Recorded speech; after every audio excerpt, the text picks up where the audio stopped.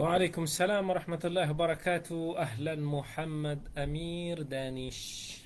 كيف الحال؟ تمام بخير عساكم طيبين.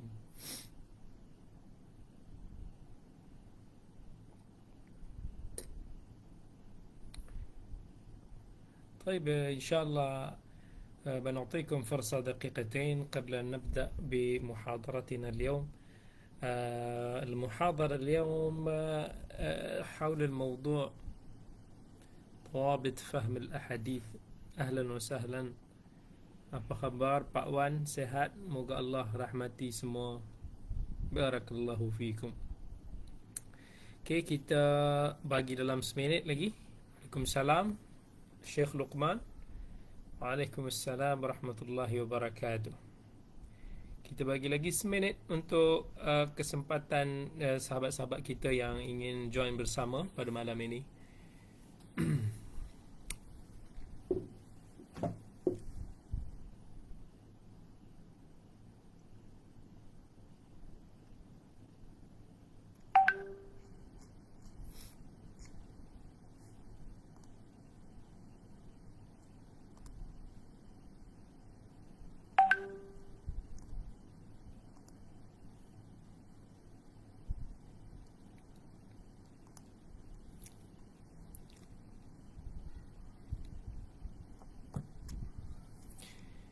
Okay, Assalamualaikum warahmatullahi wabarakatuh. إن الحمد لله نحمده ونستعينه ونستهديه ونستغفره ونعوذ بالله من شرور أنفسنا ومن سيئات أعمالنا من يهده الله فلا مضل له ومن يضلل فلا هادي له أشهد أن لا إله إلا الله وحده لا شريك له وأشهد أن محمدا عبده ورسوله وصفيه من بين خلقه وخليله رب اشرح لي صدري ويسر لي أمري واحلل عقدة من لساني يفقه قولي أما بعد. Marhaban, ahlan wa sahlan kepada saudara-saudari semua, sahabat-sahabat yang dirahmati oleh Allah sekalian. Ahlan saudara Luqman yang kata bahawa dia rindukan kuliah Alfiyah As-Suyuti. Tak apa, insya-Allah pada malam ni kita juga akan ada satu siri ataupun satu kuliah yang ada kaitannya dengan ilmu hadis. Mungkin ia juga adalah sebahagiannya baru bagi kita, tetapi satu topik yang saya kira agak baik untuk nak kita kongsikan bersama pada malam ini, iaitu sebuah tajuk yang diberikan tentang bagaimana kaedah untuk nak memahami hadis Nabi sallallahu alaihi wasallam. Dan saya bila Syekh Abu Talha memberikan tajuk ini, apa yang terbayang di fikiran saya ialah topik ini sebenarnya luas. Kalau kita nak kata bagaimana untuk nak memahami hadis Nabi sallallahu alaihi wasallam, dawabit, guideline yang diberikan juga banyak sebenarnya. Dan untuk nak memahami hadis Nabi sallallahu alaihi wasallam ada beberapa angle yang perlu kita raikan, yang perlu kita tengok. Jadi kita tak susah untuk nak kita rumuskan dalam ruang masa yang terhad ini. Jadi kita cuba akan sentuh beberapa sudut sebelum kita pergi kepada sudut-sudut yang lain. Dan since ini satu benda yang agak baru untuk kebanyakan orang, jadi pada malam ini saya akan memperkenalkan tentang sebuah topik yang mungkin jarang diperkatakan, iaitu berkaitan dengan al-hadithul mawdu'i.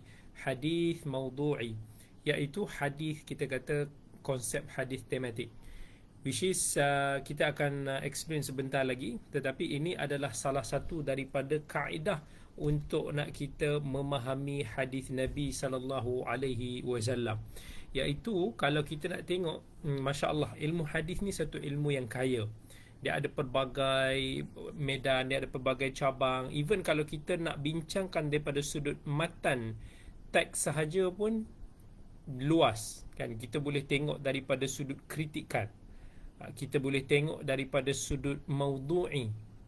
Jadi kita boleh tengok dalam pelbagai sudut yang lain. Tetapi since kesempatan kita terhad, maka kita akan tengok kepada salah satu daripada ruang ini, iaitu al-hadithul maudhu'i. Apa itu hadith maudhu'i? Yang mana mungkin satu istilah yang agak baru didengari oleh sahabat-sahabat semua. Tetapi jangan risau, sebab ini juga istilah yang kita boleh consider agak baru di dalam pengajian Islam, hadis secara khususnya. Walaupun kita katakan bibit-bibitnya dah wujudlah sejak sekian lama dalam rupa yang bentuk tersendiri ikut kehendak zaman, tapi dia sebagai satu, kita nak kata sebagai satu subjek ataupun sebagai satu cabang pengajian khusus yang ada disiplin dan objektif tersendiri, kita boleh katakan masih lagi dianggap agak baru berbanding dengan lapangan ilmu hadis yang lain, seperti ilmu mustalahul hadis, ilmu al-jarh wa ta'dil, takhrijul hadis dan seumpamanya yang kita katakan sudah agak lama bertapak.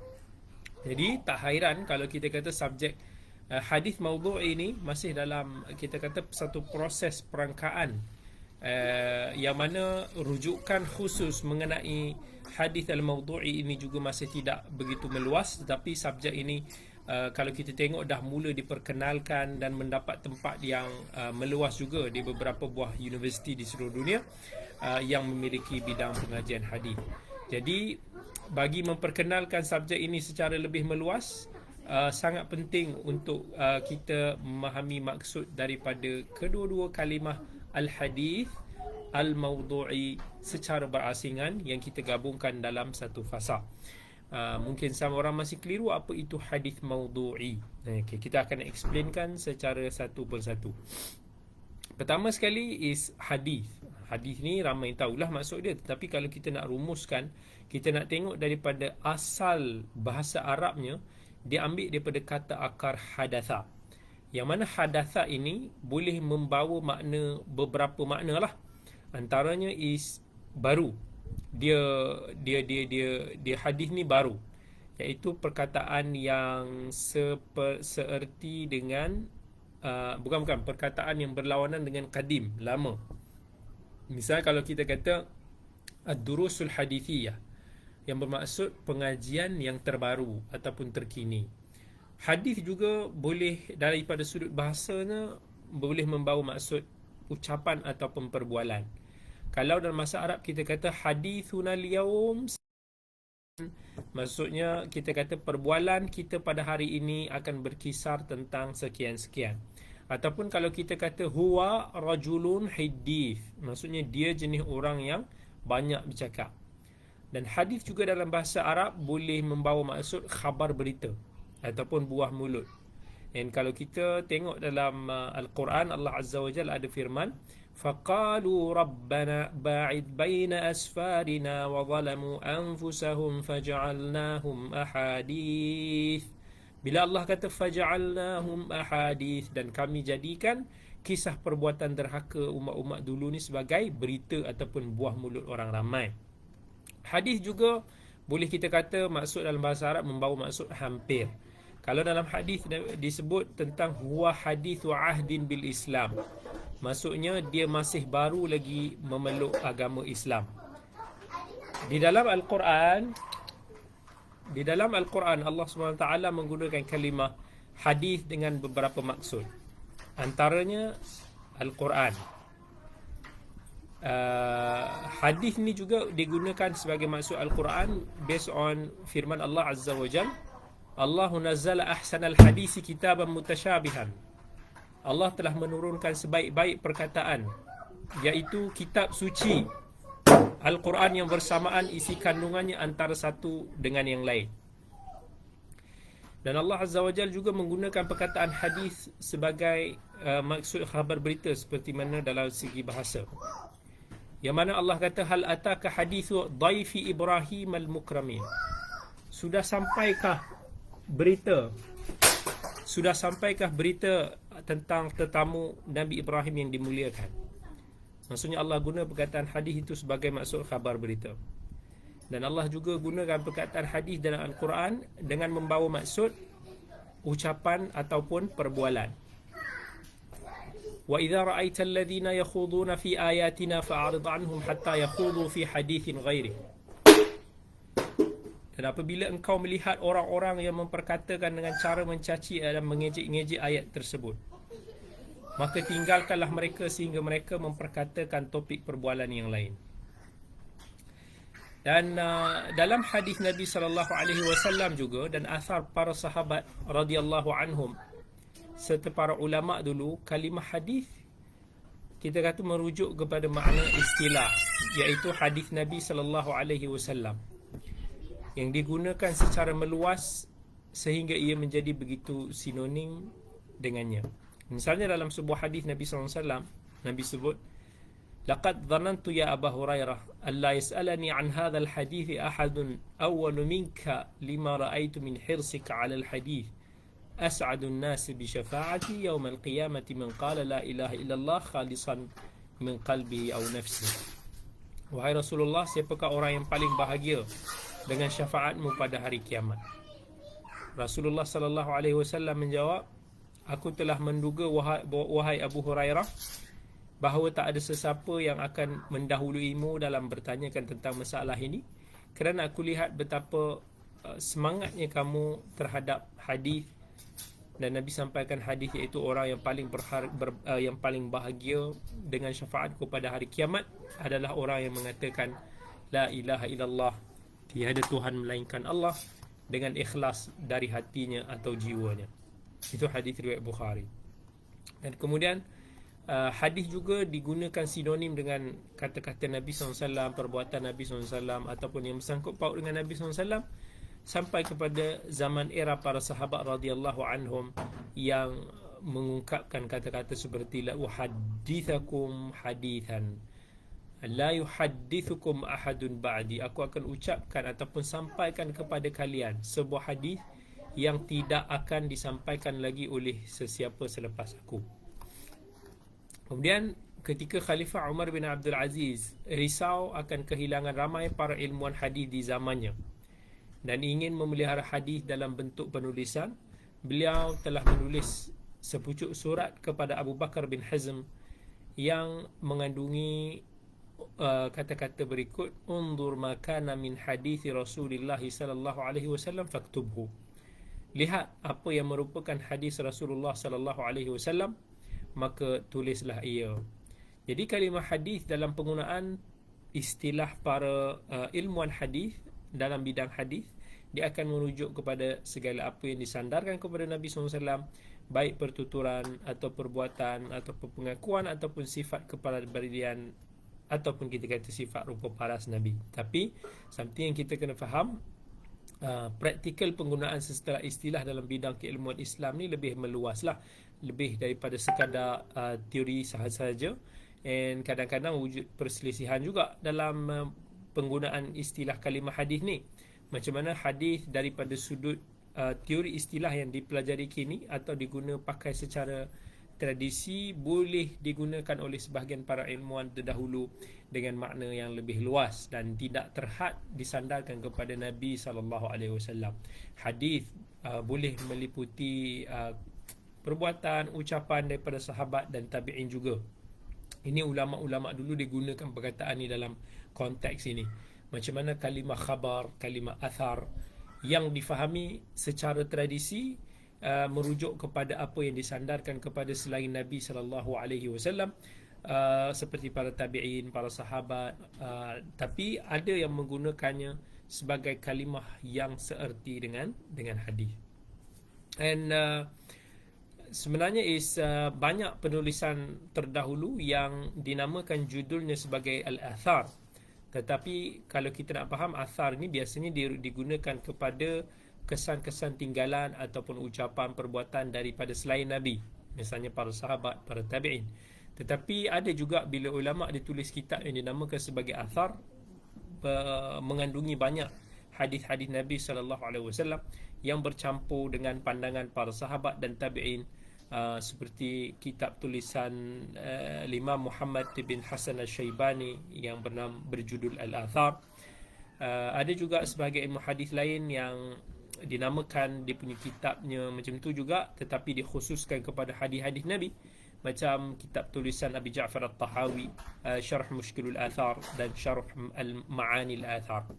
Ibn Jarir al-Tabari pun ada tulis kitab yang bernama Tahdhib al-Athar.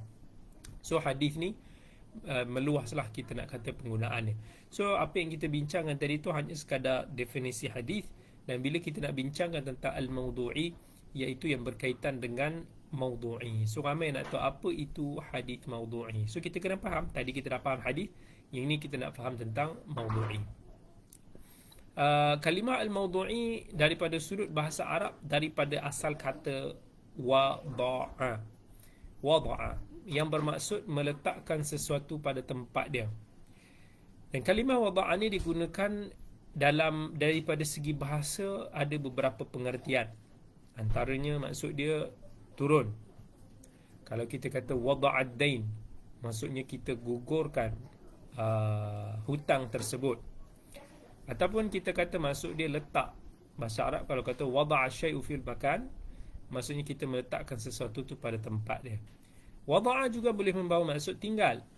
Kalau Ahmad kata wada'a Ahmad, kalau kita kata Ahmad kata wada'tu qalami, maka aku telah tinggalkan pen aku. Wada'a juga maksud cabut. Wada'al mar'atu khimaraha, maksudnya wanita itu menanggalkan tudung dia. Wada'a juga boleh maksud mereka-reka. Fulanun wada'al hadid, maksudnya fulan tersebut mereka-reka mencipta hadis. Wada'a juga maksud campak. Wada'a Musa asah, maksudnya Nabi Musa mencampakkan tongkat dia. Dan dalam Al-Quran Allah juga gunakan perkataan wada'a dalam beberapa maksud. Allah kata, misalnya bila Allah kata wa akwabum mawdu'ah, dan maksudnya bekas-bekas minuman yang telah tersedia. Maksudnya mawdu'ah itu telah tersedia. Wada'a juga bermaksud letak. Allah juga guna perkataan letak. Wada'a al-mawazin al-qista li yaumil qiyamah, maksudnya Allah telah meletakkan neraca timbangan yang adil pada hari kiamat. Wada'a juga bermaksud membina. Allah kata inna awwala baitin wudi'a linnas, itu adalah rumah ibadat yang mula-mula sekali dibina oleh manusia menunjuk kepada Kaabah. Wada'a juga Allah gunakan maksud dia melahirkan. Falamma wada'atha qalat rabbi inni wada'tuha untha, maka apabila dia telah melahirkannya, falamma wada'atha, melahirkan dia.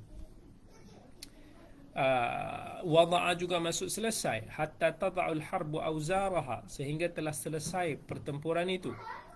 Jadi kalau kita tengok kesemua maksud bagi kalimah wada'a ini sama ada daripada sudut bahasa atau yang digunakan dalam Al-Quran, dia ada mengandungi unsur al-intiha, iaitu unsur pengakhiran. Kan? Sebagai contoh, kalau kita tengok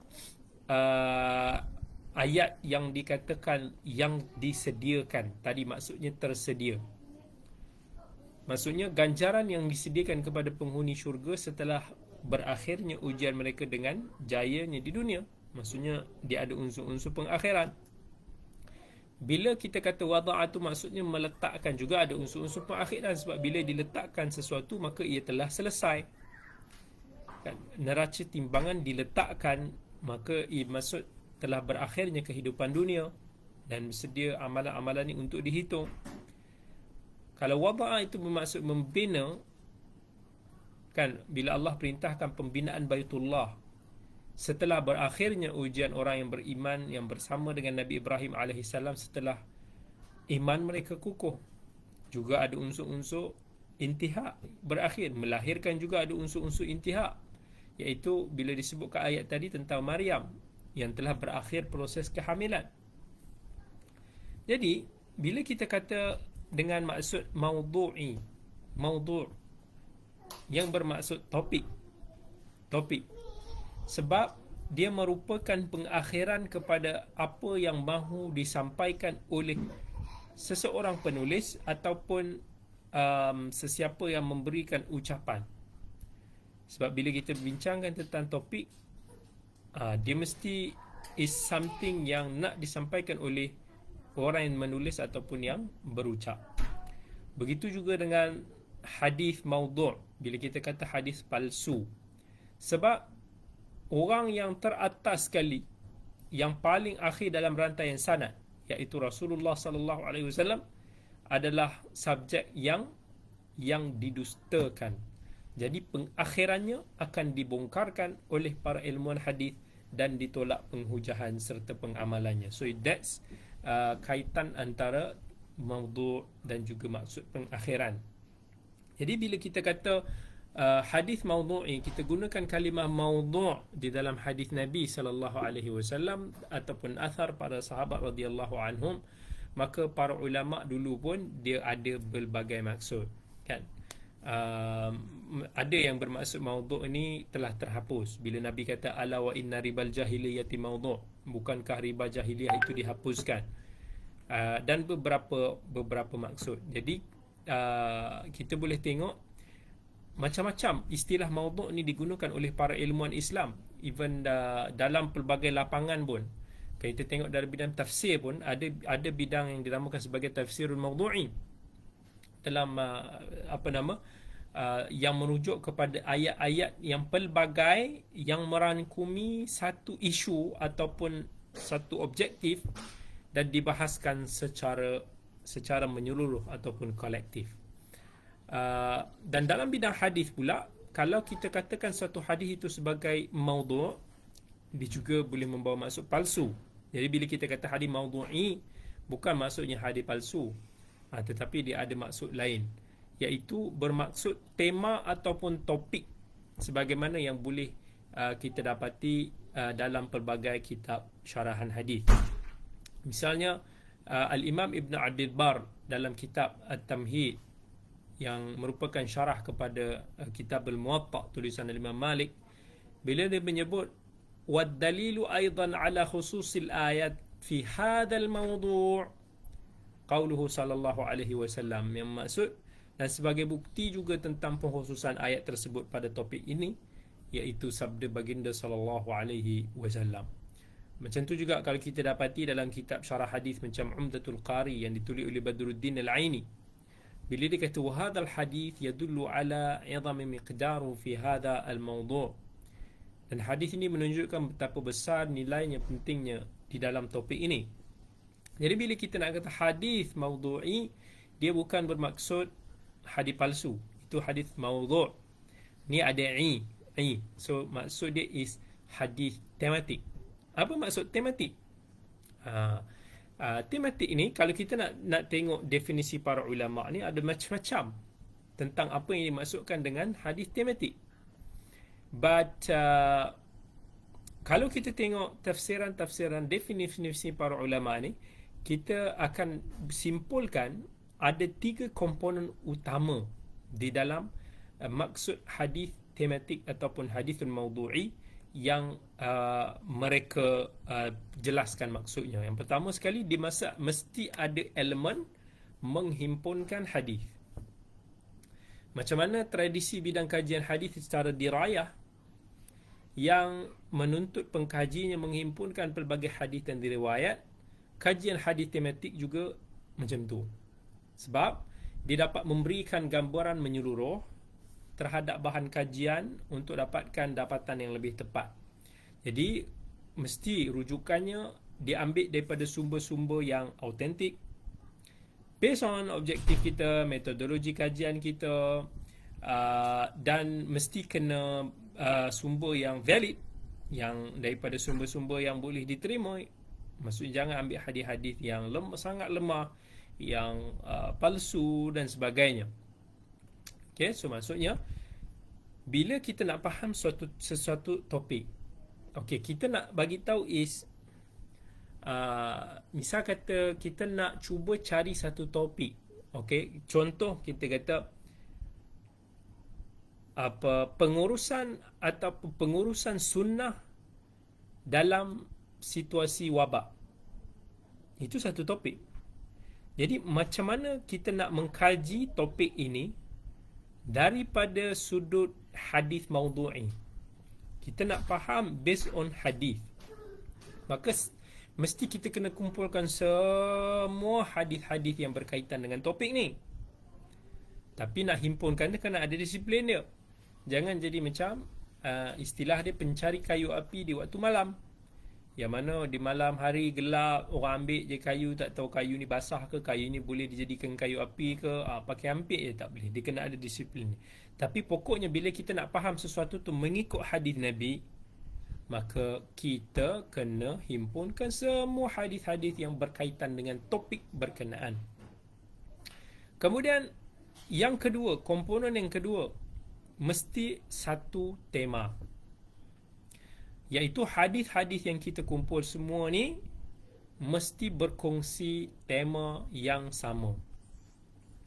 Contohnya, bila kita nak kaji tentang peranan wanita dalam masyarakat, ataupun kalau kita nak cerita tentang pelaksanaan hukuman mati dalam Islam, ataupun contohnya fakir miskin yang layak menerima zakat dan sebagainya, maybe ada puluhan hadis yang sesuai untuk dikaitkan dengan tema-tema ni, ataupun hadis-hadis yang menepati topik dan objektif kajian kita. Maka hadis yang layak dikaitkan dengan topik ataupun tema kajian akan menjadi satu, kita kata, instrumen utama kajian yang disusun ikut kesesuaian kajian yang kita lakukan. So itu komponen yang kedua. Komponen yang ketiga, dalam hadis maudhu' ini mesti kena ada proses analisis, ataupun Arab kata tahlili, iaitu bila hadis yang berkaitan dengan, kita dah kumpul hadis-hadis yang berkaitan dengan satu tema, kita dah himpun, maka kita perlu untuk nak mengkaji supaya intipati dia dapat kita perah, dapat kita keluarkan. Kita dapat keluarkan fakta, hukum, faedah-faedah, maksudnya, ataupun anything yang kita nak capai, supaya dengan natijah yang kita akan dapat itu, apa yang paling utama, iaitu petunjuk nabawi dalam topik yang kita kaji, dan kita akan aplikasikan dalam kehidupan ataupun situasi semasa demi membuktikan kerelevanan syariat yang bersifat syumul, menyeluruh dan universal. Dan kalau ada kritikan ataupun isu-isu berkaitan, dia still boleh dibincangkan secara terperinci demi merungkaikan segala macam bentuk permasalahan. Walaupun definisi-definisi yang disebutkan oleh para ulama tu kita boleh kata memadai, tapi disebabkan subjek hadis maudhu' ini masih lagi di peringkat fasa awal, iaitu fasa pengukuhan, kita boleh sebut takrifan subjek ini masih lagi terbuka kepada penambahbaikan dan kritikan. So, in my opinion, hadis maudhu' ini boleh kita definisikan sebagai satu proses kajian ilmiah yang berteraskan hadis-hadis tertentu mengikut metodologi tertentu dengan tujuan untuk menyingkapkan topik ataupun temanya, dan kita luahkannya kembali dalam bentuk ungkapan ataupun penulisan khusus yang menonjolkan sudut petunjuk nabawi. Jadi bila kita kata proses kajian ilmiah, maksudnya kita nak menjelaskan tentang proses galian untuk mencari satu-satu natijah yang memerlukan usaha dan amali, bukan sekadar keinginan dan teori. So sudah tentu ia akan tertakluk kepada disiplin ilmu. Apa sahaja topik mesti kena ada kajian ilmiah. Mana boleh petik sana sini. Macam kalau kita tengok hari ini orang konspirasi duk try to keluarkan maksud-maksud hadis, tafsirkan hadis-hadis fitan akhir zaman ini begitu sahaja, tanpa menghimpunkan secara menyeluruh, tanpa ada satu proses kajian ilmiah, hanya semata-mata berteori. Ini tidak kena, tidak menepati dengan disiplin ilmu. Bila kita kata proses kajian ilmiah yang berteraskan hadis tertentu, maksudnya kajian dia mesti ada based on hadis Nabi. Hadis Nabi itulah yang perlu kita tonjolkan sebagai subjek dalam setiap subtema kita. But fakta ataupun pembuktian yang lain hanya sekadar satu sokongan yang disertakan mengikut keperluan kajian kita. Jangan kita jadikan main kajian tu macam contohnya benda-benda saintifik, kemudian hadis tu hanya sebagai sokongan.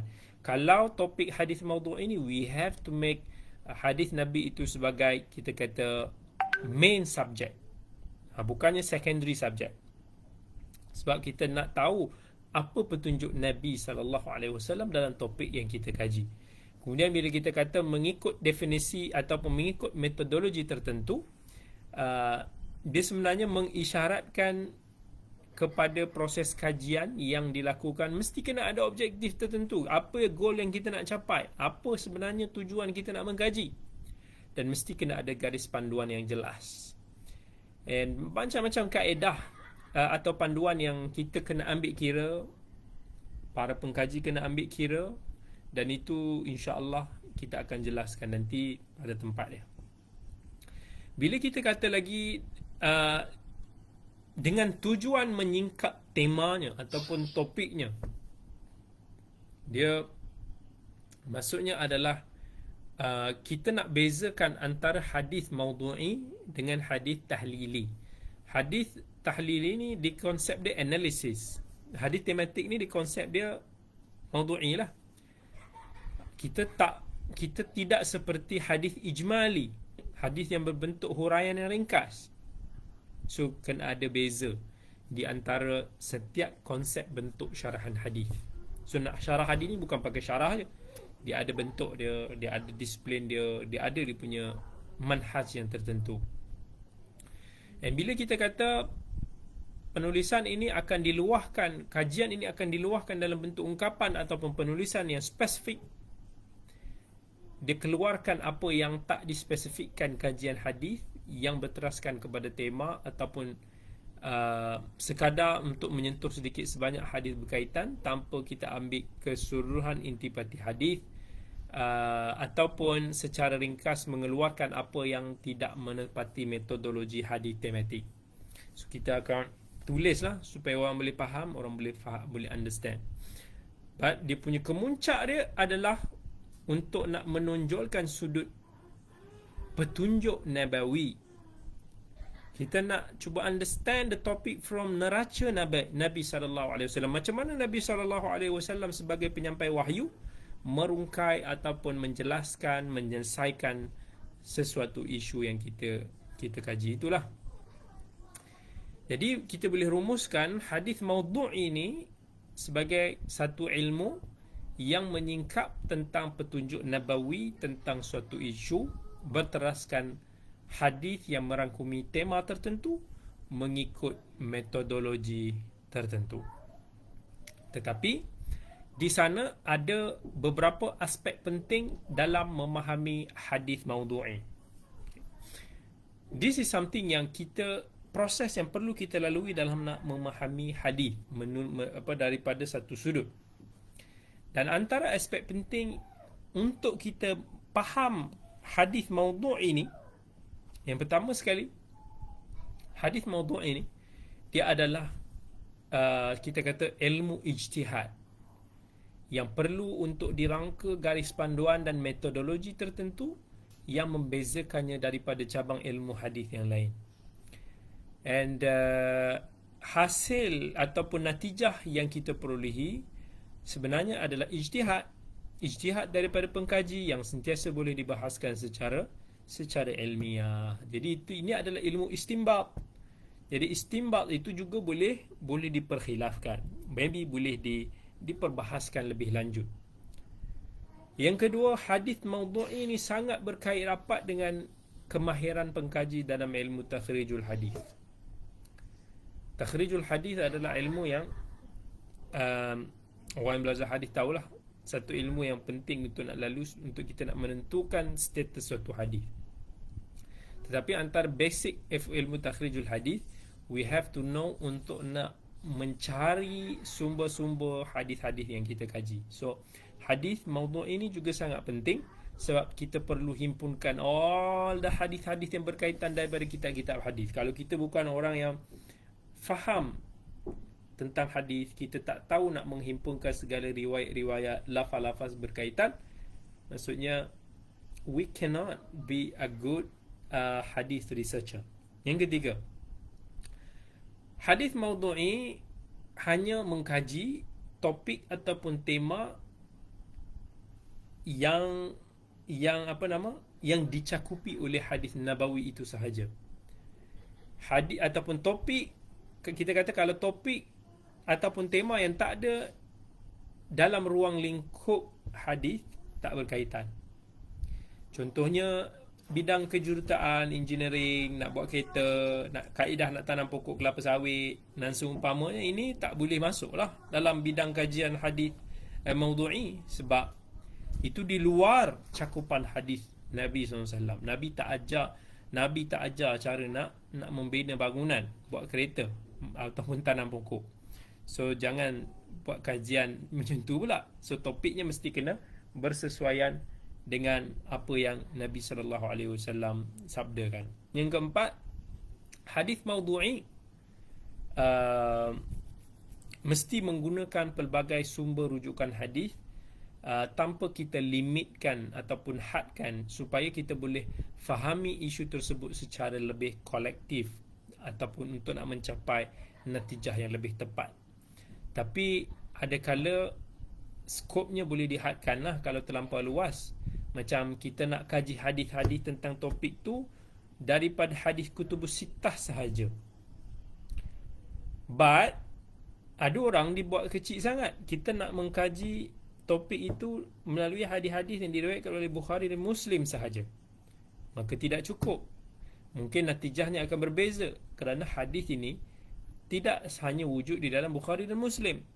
Pelbagai riwayat yang lain, perbezaan dan sebagainya boleh wujud di dalam sumber-sumber hadis yang lain. Maka kita perlukan hadis-hadis tersebut untuk nak memahami secara menyeluruh apa yang dimaksudkan oleh hadis itu. Kalau kita hanya menggunakan sumber yang terhad, maka kita akan macam sangat-sangat limited kefahaman kita terhadap satu hadis. Dikhawatiri kefahaman kita itu tidak memberikan natijah yang tepat. Yang kelima, hadis maudhu'i mesti berteraskan kepada kategori hadis yang diboleh diterima sahaja. Macam hadis sahih, hadis hasan. Hadis dhaif pun boleh kalau dia menepati kriteria penghujahan ataupun pengamalan, yang menepati syarat-syarat yang ulama sebut tu, okeylah, boleh lah. Kalau dhaif yang ringan tu boleh dipertimbangkan based on piawaian yang telah disebutkan dalam ilmu hadis. But status hadis dhaif berat ataupun palsu tak diterima untuk nak dijadikan penghujahan, melainkan sebagai notis yang disertai dengan penjelasan. Yang keenam, hadis maudhu'i secara asasnya dia menghimpunkan hadis yang mengandungi tema yang sama dan saling berkaitan.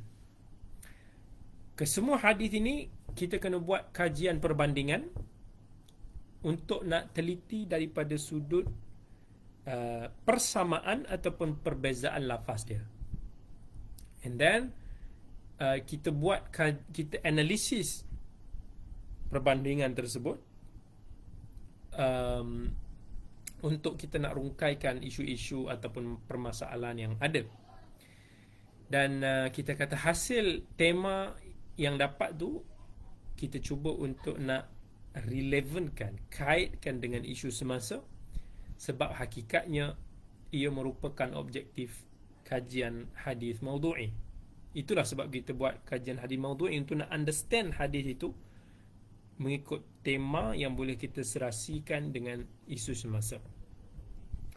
Yang ketujuh, hadis maudhu'i ini sifatnya fleksibel. Daripada sudut structure of subject tu ataupun penyampaian dia mengikut keadaan dan zaman.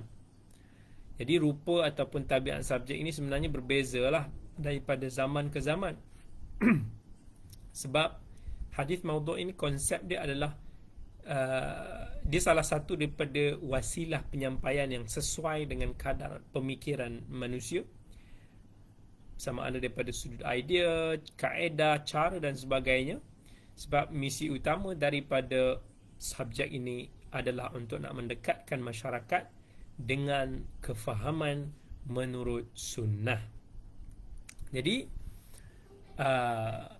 sangat penting untuk nak kita mempelajari hadis. Kalau kita nak memahami sesebuah hadis itu, it's very important untuk nak kita mempelajarinya secara maudu'i, secara tematik. Baik, antara kepentingan yang kita boleh mention untuk nak belajar hadis maudu'i ni is, hadis maudu'i ni dia ada elemen ruh semasa. Elemen roh semasa ni biasanya dia boleh menarik minat masyarakat untuk nak memahami petunjuk Nabawi dengan lebih tepat, mudah and attractive, sampai mereka yakin dengan kesyumulan Islam dan kerelevanan syariat. Especially dengan kemajuan ilmu dan teknikal yang ada sekarang, sainsnya, teknologinya, sangat perlu untuk ada elemen of tajdid ilmu hadis. Maksudnya ilmu hadis ini, kaedah untuk nak menyampaikan kefahaman kepada masyarakat, must kena ada satu revolusi, kena ada tajdid. Sebab orang sekarang cara fikir, cara kefahaman memang berbeza daripada ulama-ulama dulu. Dunia hari ini berbeza. Hadis itu sama, kefahamannya sama, tetapi cara dia nak disampaikan itu yang boleh jadi berbeza di antara zaman, keadaan ataupun tempat antara satu sama lain. Dan bila hadis maudhu' ini always dia akan related to something issue semasa, dan nature of manusia ni dia sukakan kepada isu-isu semasa. That's why dulu kalau kita tengok mana-mana fakulti pengajian Islam di seluruh dunia, kita akan mendapati fakulti syariah itu lebih luas, lebih ramai pelajarnya, disebabkan secara asasinya ia nampak lebih relevan, ia nampak lebih syumul daripada sudut keperluan dan keinginan masyarakat zaman kini. Baik, itu kepentingan yang pertama. Antara kepentingan kita mempelajari hadis maudhu'i.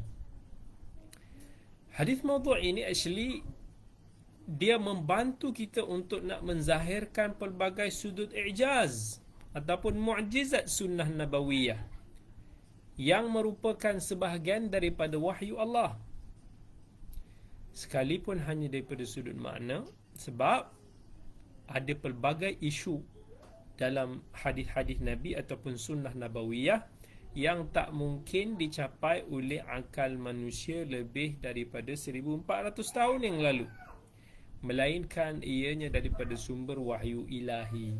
Bila kita dah kumpul hadis-hadis pada satu tempat, and then kita analyse dia, kita gunakan dorongan-dorongan ilmu-ilmu sains, umpamanya teknologi semasa sebagai pendukung, maka di situ mungkin akan terzahir sudut mukjizat sunnah. Sebagaimana kalau kita tengok banyak mukjizat-mukjizat i'jaz al-Quran itu berjaya disingkapkan oleh para ulama-ulama semasa. Kepentingan yang ketiga adalah hadis maudhu'i. Hakikatnya dia telah mewujudkan disiplin ataupun cabang ilmu Islam yang baru, yang mana cabang ilmu baru ini disesuai dengan keperluan masyarakat dalam pelbagai medan ilmu. Boleh masuk ekonomi, boleh masuk media, boleh masuk psikologi, boleh masuk kesihatan, keselamatan, dan macam-macam lagi.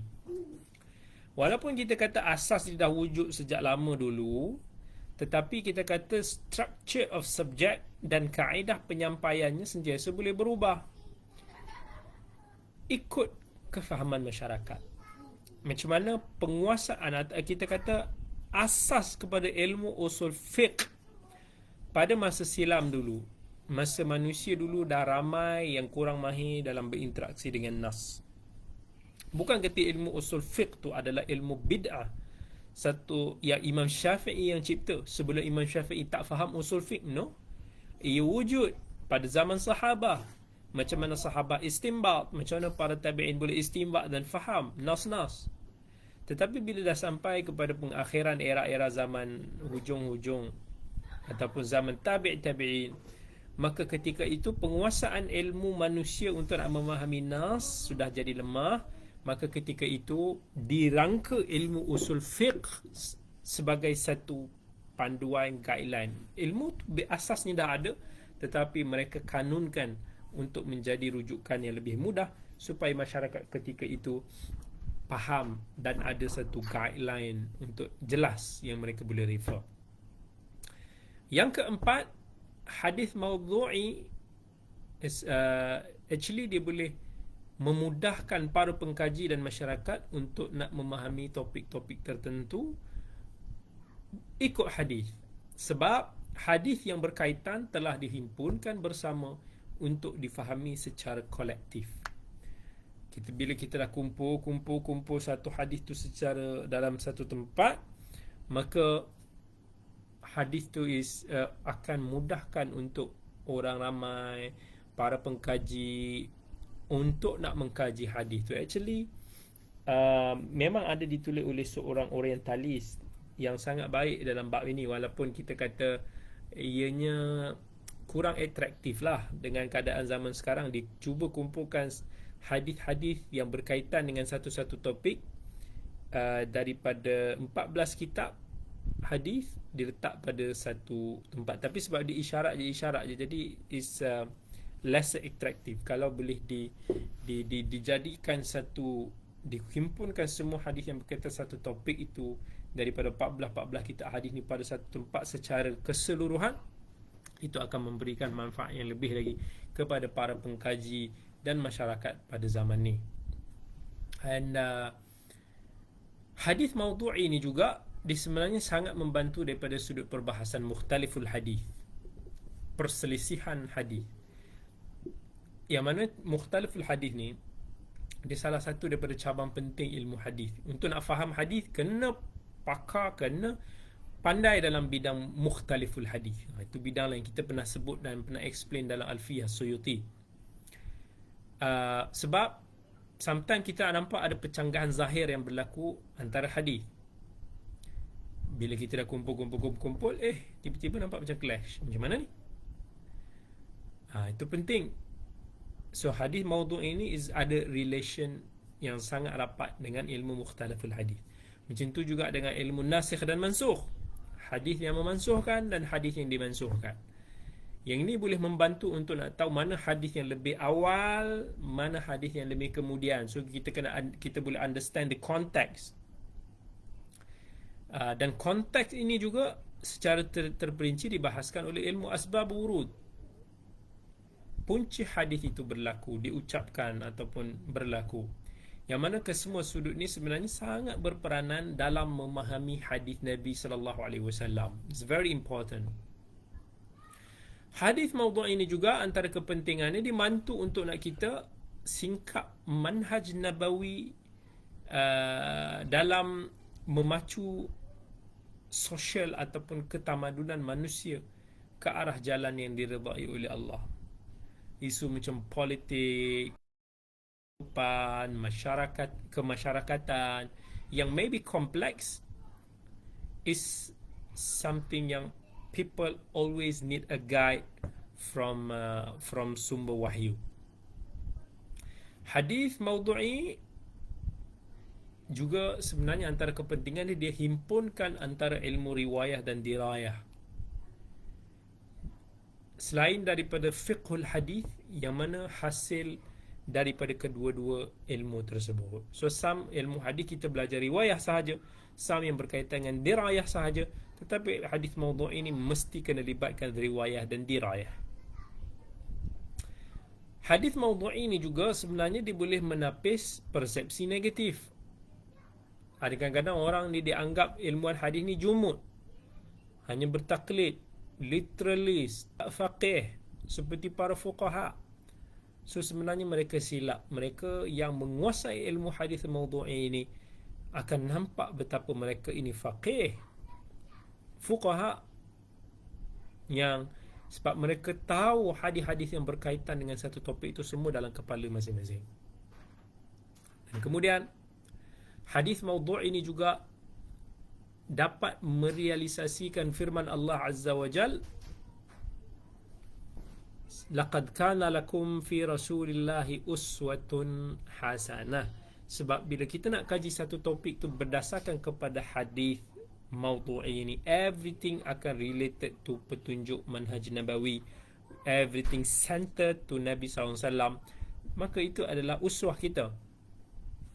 Kemudian hadis mawdu' ini juga dia membuka pintu yang luas kepada para pengkaji hadis, terutamanya di pusat-pusat pengajian tinggi, universiti, untuk nak dapatkan topik yang sesuai. Boleh dibuat kajian dan peringkat master, PhD dan sebagainya. Hadis mawdu' ini juga dia membantu kita untuk nak menyingkap maqasidus syariah ataupun hikmah di sebalik pensyariatan bila kita buat satu kajian yang menyeluruh. It's very important. Hadis mawdu' ini juga dia membantu kita untuk nak menyingkap bidang ilalul hadis, kecacatan hadis yang mungkin bila kita dah kumpul hadis, kita dah banding, kita akan nampak illah ataupun kecacatannya. Sometimes kita boleh tahu, oh ada irsal, ada tadlis, ada syudul, ada idraj dan seumpamanya. Dan kita juga boleh mencari, boleh jumpa, mungkin kita tahu ini mutaba'at hadis, ini syawahid hadis, ini merupakan penyokong-penyokong kepada hadis bila kita dah buat kajian perbandingan. Hadis mawdu' ini juga actually kita boleh ibaratkan sebagai wadah tajdid dalam pengajian ataupun kajian hadis yang sangat penting di zaman yang berleluasa pemahaman ataupun pentafsiran hadis-hadis tanpa manhaj dan disiplin. Hadis mawdu'i juga actually dia boleh tepis keraguan-keraguan yang ditimbulkan oleh sebahagian pihak hasil daripada kejahilan mereka tentang aspek hadis, yang tidak melihat hadis itu secara menyeluruh, dipetik separuh-separuh je, kemudian tiba-tiba nak berikan fatwa. Itu yang terjadi pada banyak masyarakat hari ini. Orang-orang awam, sama orang yang dirasa macam dia dah faham agama, dia petik hadis ni, dia tak tengok hadis tu secara menyeluruh. So itu satu kelompongan.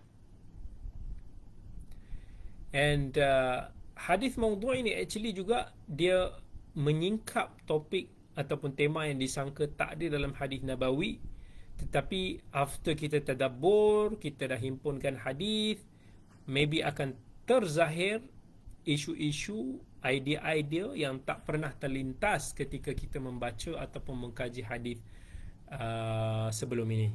Dan hadis mawdu' ini juga actually dia adalah satu wadah yang terbaik dan sesuai untuk mengkaji sebahagian daripada ilmu-ilmu semasa yang berkaitan dengan hadis, macam sains, teknologi, muamalah dan sebagainya. And dia juga dapatlah bantu kita untuk nak tingkatkan tahap pemikiran, kemahiran pengkaji hadis dengan riyadhah akal berterusan bila kita kaji hadis. Because of hadis mawdu' ini actually dia sangat menuntut untuk nak kita gunakan otak kita untuk nak istinbat. Macam mana kita nak faham, kita nak keluarkan satu-satu hukum haram, harus, makruh dan sebagainya daripada dalam fiqh. Begitu juga dalam hadis mawdu'i ini, semua sangat penting untuk kita gerakkan. Jadi kita tengok ada seorang yang bertanya, siapakah yang dibolehkan ijtihad? Ahli ijtihad adalah mereka yang mana telah mencakupi syarat-syarat ijtihad. Ijtihad ni bukan semata-mata pandangan, tetapi ijtihad ni adalah satu keputusan, proses yang para ilmuwan Islam keluarkan hasil daripada pengetahuan mereka yang menyeluruh tentang nas-nas Qurannya, daripada hadisnya, penguasaan mereka dalam bidang usul fiqhnya, penguasaan mereka dalam ilmu hadis untuk nak tahu sama ada hadis yang mereka gunakan itu valid ataupun tidak, ada berapa banyak, adakah mereka tidak salah faham konteks dan sebagainya. Bila ada kepakaran-kepakaran itu, itulah kita kata sebagai ahli ijtihad. Dan of course, macam kita nak senang cerita, is macam pakar dalam mana-mana bidang. Dalam kejuruteraan ada pakar dia. Nak dinilai, nak dikatakan sebagai pakar, dia mesti kena ada proses dia, kena ada pengiktirafan dia. nak dapatkan pengiktirafan tersebut mesti ada kemahirannya, mesti kena dia telah melalui some proses untuk nak menjadi expert di dalam bidang yang dia kuasai itu. Maka setelah melalui proses-proses itu, kepakaran dia telah diperakui, maka di situ dia akan dianggap sebagai pakar di dalam bidang tersebut. Same goes to the ilmu-ilmu Islam. Pakar-pakar begini yang layak untuk nak berijtihad ni, kebiasaannya mereka ini telah diberikan pengiktirafan oleh kibar ataupun para-para ulama yang berautoriti. Baik, jadi insya-Allah saya ingat setakat ini sahaja dulu kelas kita pada malam ini sebagai satu part of macam mana kaedah kita nak memahami hadis, dan insya-Allah jika ada kesempatan kita akan sambung lagi topik ini pada minggu yang akan datang. Jazakumullahu khairan. Aqulu qawli hadha wa astaghfirullahal azim li wa lakum. Wassalamu alaikum warahmatullahi wabarakatuh. Terima kasih semua. Jumpa lagi.